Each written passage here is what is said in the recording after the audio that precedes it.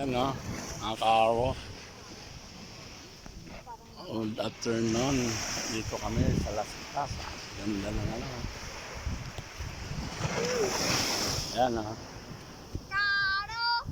Ayan o. Natin yung pagkain lang. Manager o. Para hindi na siya. Epor. Ayan o. Dito kami sa tabing dagat. Oo, yung eyeshadow. Pinakailaman niya yung shadow ko.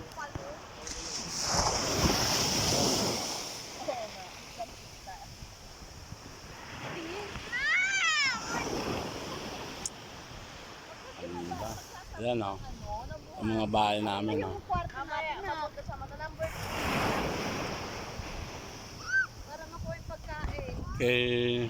Bye-bye.